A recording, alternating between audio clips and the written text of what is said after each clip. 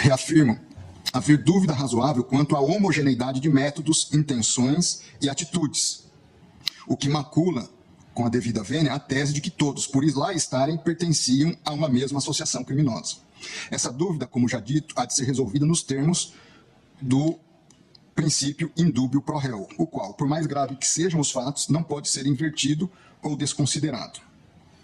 À luz da doutrina, citando Luiz Regis Prado, a associação criminosa, ela demanda estabilidade ou permanência. Ensina mencionado autor que, abro aspas, esse é um dos traços que diferencia a associação do concurso de pessoas. Não basta para o crime em apreço um simples ajuste de vontade. É indispensável, mas não é o bastante para caracterizar o delito. Esse ajuste de vontades. É necessário, além desse requisito, a característica da estabilidade, da durabilidade. Nesse contexto, no presente caso, penso que a acusação se desincumbiu satisfatoriamente do ônus de demonstrar a adesão livre e consciente do réu à associação estabelecida para a prática dos crimes perpetrados no dia 8 de janeiro. Nesse sentido, além de ter utilizado uma camiseta pedindo a intervenção militar e ter sido preso dentro das dependências do Senado, o réu gravou diversos vídeos dos quais se extrai sua plena consciência de estar aderindo a um grupo formado para praticar atos antidemocráticos, invasões, quebradeiras, ainda que ele próprio não tenha sido visto depredando pessoalmente algo. Assim, pelas características dos vídeos que o próprio réu apresenta, eu entendo haver razões suficientes, elementos suficientes, para condená-lo pelo delito do artigo 288, parágrafo único do Código Penal. Passo agora à análise do artigo 359-M do Código Penal, que trata do delito de golpe de Estado, cujo dispositivo assim expressa tentar depor por meio da violência ou de grave ameaça o governo legitimamente constituído. Nesse ponto, penso com a devida vênia que não caberia uma dupla condenação, tanto pelo crime do artigo 359-L, quanto pelo crime do artigo 359-M. Penso, em linhas gerais, que todo golpe de Estado pressupõe, toda tentativa de golpe de Estado pressupõe e traz consigo uma tentativa também de abolição do Estado Democrático de Direito. Um golpe pressupõe, para que ele seja praticado, uma tentativa de se quebrar o Estado Democrático de Direito. Nem toda tentativa de abolição de bases do Estado Democrático de Direito, à luz do impedimento ou restrição dos poderes, significa se chegar a um golpe de Estado. Então, dentro dessa perspectiva, entendo que, no contexto, se aplica o princípio da consunção ou da absorção. Ou é um golpe de Estado, que traz consigo o caráter de também, nos termos do que diz o dispositivo, impedir ou restringir o exercício dos poderes constituídos, ou ficou apenas dentro das características da conduta, da tentativa de impedimento e restrição do exercício legítimo dos poderes. Dentro dessas circunstâncias,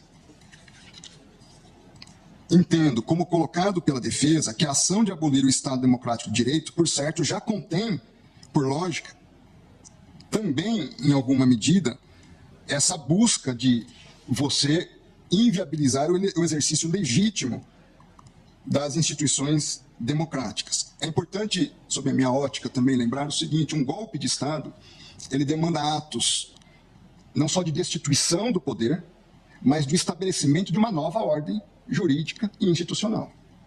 Então, eu tenho que retirar o poder eleito e instituir ou ter atos que me levem a buscar instituir um novo poder, ainda que ilegítimo. Eu preciso definir o que eu vou fazer com o Congresso Nacional, eu preciso definir o que eu vou fazer com o Supremo Tribunal Federal, eu preciso definir o que vai ser feito com a imprensa, com a liberdade das pessoas, no meio universitário, uma série de planejamentos e condutas que, com a devida vênia, não vi nesses manifestantes. A perspectiva da atuação deles era criar uma situação de instabilidade institucional, mas qualquer ação de golpe de Estado dependeria de uma ação de outras forças, basicamente dos militares. Então, mesmo aqueles que atuaram para inviabilizar o funcionamento das instituições democráticas, à luz dos elementos disponíveis nos autos, não se tem característica a ponto de levar uma destituição de um poder e instituição de uma nova ordem. Se me permite um... Pois não, ministro. O artigo 359-M, na verdade, fala em tentar, né? Então não se pressupõe a consumação, mas sim a tentativa. Só essa... Ambos falam em tentar. Exato. A questão, para mim, é: eles não agiram para tentar depor o governo. A deposição do governo dependeria, ou essa tentativa de deposição de atos que não estavam ao alcance da atuação dessas pessoas. Permite, ministro, Pois não. porque acho que essa questão é extremamente importante, porque são dois pontos diversos, se eu entendi o que Vossa Excelência colocou. Ao dizer que eles não, ao alcance deles, não estavam instrumentos possíveis para o golpe de Estado, então aí seria o caso de absolvição. Que eu também justifico como uma tentativa idônea. Essas pessoas... Exato. Então, aí seria a absolvição. Uma outra questão que eu acho que é mais importante do ponto de vista até para fixação de jurisprudência na Corte é a absorção ou não. O princípio da concussão. E por que isso? Me parece que são dois crimes, como disse, absolutamente autônomos. Até porque o ânimos é diverso. E eu dou dois exemplos, um histórico. O golpe de 64, vamos dizer que não tivesse dado certo, mas qual foi o golpe militar de 64? Trocar o presidente da República, João Goulart. Não foi, em momento algum, tentar mexer com a estrutura dos outros poderes, até porque, lamentavelmente, os demais poderes aderiram. Então, você consegue vislumbrar uma tentativa de golpe na troca do poder, na troca daquele que foi legitimamente e democraticamente eleito como uma conduta autônoma. O que, na minha opinião, no meu voto, eu entendi, ao prever a intervenção, ao pedir a intervenção federal, se pretendia trocar o presidente eleito pelo candidato que perdeu. Esse é um crime. A outra coisa é atacar o funcionamento do Supremo Tribunal Federal ou do Congresso Nacional com a invasão, impedindo a atuação. Volto alguns meses. Vamos dizer que essa conduta do dia 8 de janeiro fosse antes do final do mandato do anterior presidente. A conduta idêntica. As pessoas virem, atacarem violentamente, invadirem. Nós não teríamos acusação de golpe de Estado, porque elas não estavam pretendendo trocar o presidente, mas elas estavam pretendendo obstaculizar o andamento do Supremo Tribunal Federal e do Congresso. Tenho dúvidas, ministro Alexandre, por quê? Nesse exemplo também de uma ação anterior ao encerramento do exercício do mandato do ex-presidente. Porque, formalmente, teríamos também uma consideração de um poder legitimamente eleito que estaria impedido. Na minha análise, à luz dos fatos dessas figuras, desses manifestantes vândalos criminosos, deles não tinha ação idônea para destituir um poder. Nós podemos encontrar ação idônea em outras ações. Não, eu compreendo. A minha única preocupação aqui e nesse debate, acho importante, entendo que se encontrássemos essas condutas, poderia haver os dois mesmo crimes. Conforme a situação, poderia até haver os dois crimes. Eu acho que o importante de definirmos é exatamente isso, do ponto de vista geral. Os dois crimes podem coexistir em concurso material, dependendo da circunstância. Veja, nós estamos tratando pela primeira vez da aplicação de uma norma penal com conceitos bastante indeterminados. De uma lei extremamente nova. Então você pega o conceito. O que é Estado Democrático de Direito? É um conceito amplo, onde nós podemos, em alguma medida, encaixar várias questões. Foi a primeira vez que nós tivemos manifestações violentas em Brasília? Não. Nós já tivemos invasão do Congresso Nacional violenta. Nós já tivemos ministérios aqui postos com incêndio, fogo. Nós já tivemos outras manifestações violentas. É verdade que penso que foi a primeira vez no Supremo Tribunal Federal. Foi. Mas em outros contextos, não. Eu acho, desculpe-me, eu acho que a gente tem que fazer um pouco também de uma contextualização. Eu estou aqui há muitos anos e, de fato, assisti a várias invasões de ministérios, episódios isolados que nós tivemos a partir de movimentos sociais, protestos e coisas do tipo. Nós jamais tivemos um grupo acumulado na frente de quartéis pedindo intervenção federal. É preciso colocar isso nos seus devidos contextualizado, ministro contextos.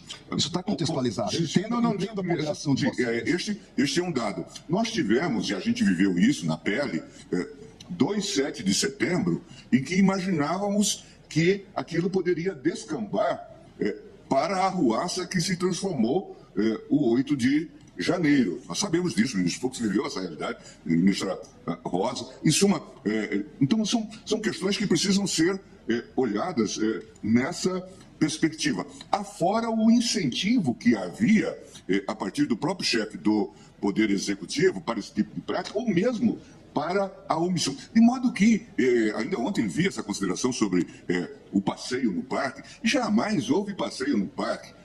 Não se tratava de passeio no parque, ministro Cássio, nem de um incidente. A cadeira que o senhor está sentado, depois, a cadeira que o senhor está sentado, estava lá na rua, no dia da invasão. Só para justificar, mas essa expressão não foi minha.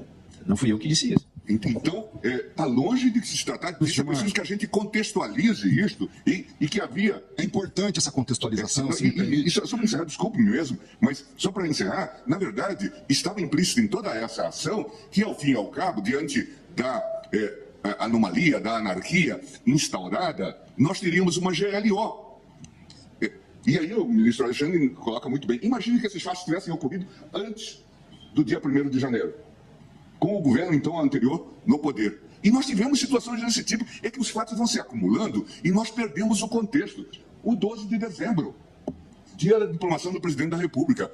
Atos, não só de vandalismo, de terrorismo. Ônibus incinerado. A Polícia Federal invadida. Carros pegando fogo embaixo de posto de gasolina. Há muitas perguntas sem resposta, ministro Gilmar. Não, eu digo, é só para colocar. Agora, eu estou tentando me deter no caso concreto. Não, sim. Porque, vamos lá, eu fui ministro da Justiça. E o senhor também trabalhou no Palácio do Planalto, na subchefia de assuntos jurídicos.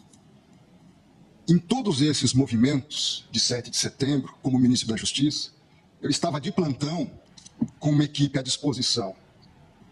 Seja no Ministério da Justiça, seja com policiais da Força Nacional que chegariam aqui em alguns minutos para impedir o que aconteceu.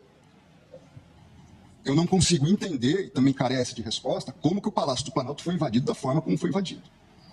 Vossa Excelência sabe o rigor de vigilância e cuidado que deve haver lá. O fato é o seguinte, eu não vou entrar nesse mérito hoje. Acho que não nos cabe, pelo menos da minha parte, não é intenção entrar nesse mérito hoje. A minha intenção é avaliar a conduta do senhor Aécio Lúcio Costa Pereira. Mas, André, se me permite, já que Vossa Excelência entrou nesse caso, claramente a Polícia Militar, eu também fui ministro da Justiça e sabemos nós dois, que o ministro da Justiça não pode utilizar a Força Nacional se não houver autorização do governo, do Distrito Federal, porque isso fere o princípio federal. Não em relação aos prédios federais.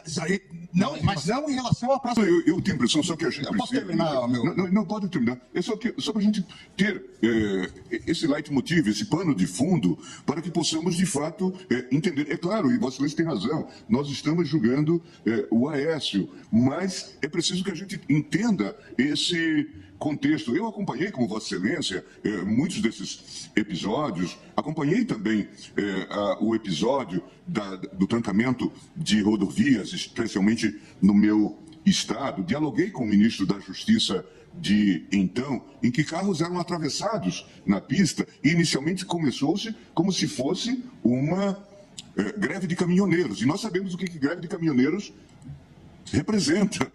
Está se celebrando agora essa triste efeméride de 50 anos do golpe no Chile, que começa com a marca dos caminhoneiros em greve. E aqui era uma greve, era um lockout, eram empresários atravessando carros na pista. Imagina o que isso significa, daqui a pouco desabastecimento, dificuldades. Eu cheguei a falar com o ministro da Justiça naquele momento, e ele dizia, nós não temos força para enfrentar, e para isso precisa-se da GLO. Precisa-se de GLO. GLO era exatamente a senha para a insegurança. É isso que a gente precisa entender. Esse grupo estava conectado no comando. Veja, é claro que temos que isolar, que temos que julgar os casos que estão por. Mas havia uma questão que estava toda ela associada. Eu até, na conversa com ele, fiz um pouco de abordagem jocosa e disse, poxa, a Galoucura, a torcida do Galo, conseguiu abrir pistas porque eles estavam sendo impedidos de ir ao jogo, ministra Carmen. Mas a nossa Polícia Rodoviária Federal não conseguia. Precisava das Forças Armadas. Esse caso é tão esdrúxulo, ministro Gilmar. É verdade. Me traz tanta inquietação. Veja, todo o contorno do que ouvimos dizer, se formos fazer uma retrospectiva dos atos, pré-8 de janeiro, ali, 6, 7, havia anunciado, vamos todos a Brasília. Primeira coisa, Polícia Rodoviária Federal, na greve dos caminhoneiros, ministro Gilmar, que foi tentada no governo anterior, eu era ministro da Justiça, eu passei a madrugada na sede da Polícia Rodoviária Federal. acompanhando o relatório minuto a minuto de eventuais tentativas de bloqueio de estradas, em função até da experiência pretérita negativa que havia ocorrido no governo Temer. O que eu quero dizer, a Polícia Rodoviária Federal tinha condições de evitar a chegada. Dia 6, dia 5, dia 7, não sei. Não foi feito. Toda a construção é de que era uma tragédia anunciada. Agora, houve, eu vou usar a expressão, falhas sistêmicas, desde esse ponto. O que houve, não tenho dúvidas, falhas, eu vou usar a expressão falhas porque não estamos julgando essas pessoas, sistêmicas na Polícia Militar do Distrito Federal.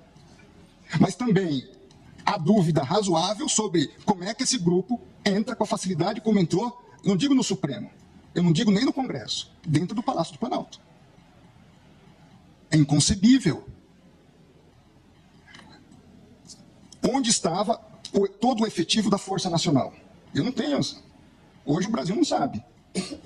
Eu me lembro naquele contexto em que havia o inquérito, ainda há o inquérito, em relação à reunião que o ex-presidente Bolsonaro teve com os ministros, e essa reunião foi gravada, e havia toda uma discussão sobre, a partir de uma determinação do ministro Celso de Mello, para se entregar aquele vídeo, aquela fita, e toda a atuação, tanto minha como do ministro Levi, à época advogado-geral, nós temos que entregar independente do que contenha. Independente do que contenha. E foi entregue. Agora, chama a atenção o Ministério da Justiça não disponibilizar ou não ter os vídeos correspondentes. Nós precisamos tratar todos igualmente, com os rigores correspondentes e também com o reconhecimento de que certas situações geram um não enquadramento em determinada conduta. Em relação a esse réu, não vejo na atitude dele um ato idôneo de golpe de Estado. Vimos, eu e meu gabinete, mais de 1 hora de vídeo dele transitando pelo Senado Federal. Não vi.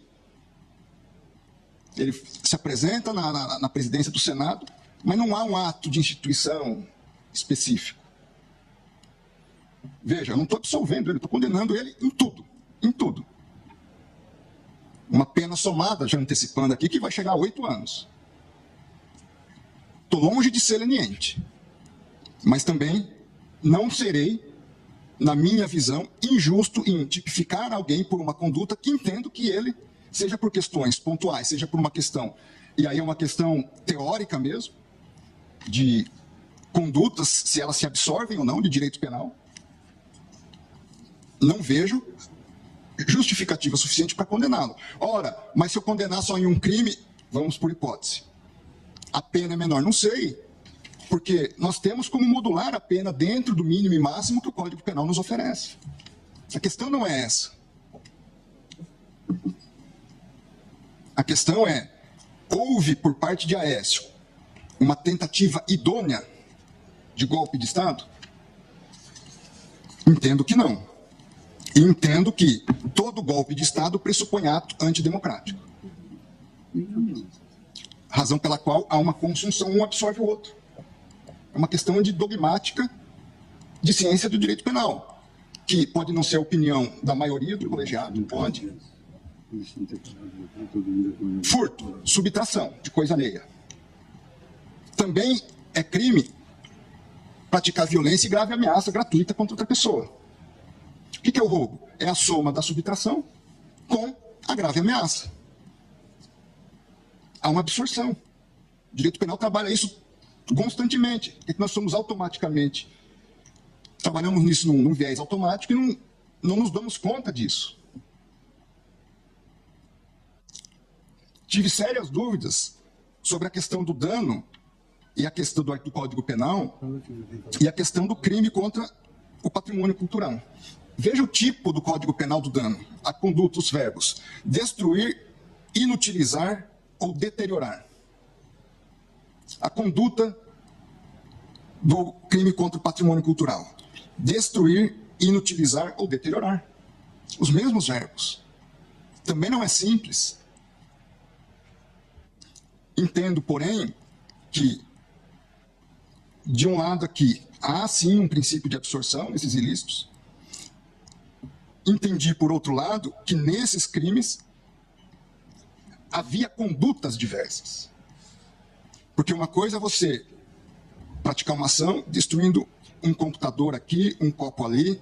Foram várias destruições. Por isso antecipo, entendo que não absorve.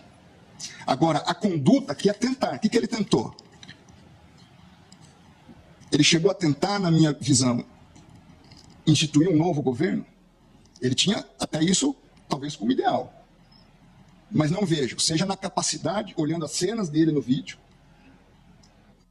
não houve um planejamento posterior sobre o que fazer. Entendo que, nesse contexto, veja só a situação de injustiça com que eu posso me deparar. Seria menos gravoso para ele destituir e dar o golpe do que fazer o que ele fez. Que ele incidiria só num tipo. E nós estamos, repito, uma lei nova, um contexto extremamente complexo. E, ministro Alexandre, eu não pré-julgo ninguém, mas também não isento. Seja de um lado, seja de outro. Nem eu, ministro André. É isso. Tanto que todos Eu estão digo sendo isso investigados. porque- Absolutamente todos Eu estão digo sendo isso porque investigados. Vossa Excelência fez uma referência a mim que reputo extremamente injusta. Então, se Vossa Excelência se sentir ofendido, eu retiro a referência. Eu agradeço. Agradeço. E peço minhas desculpas. E se alguma coisa também eu fiz de modo indevido, tenha minhas desculpas.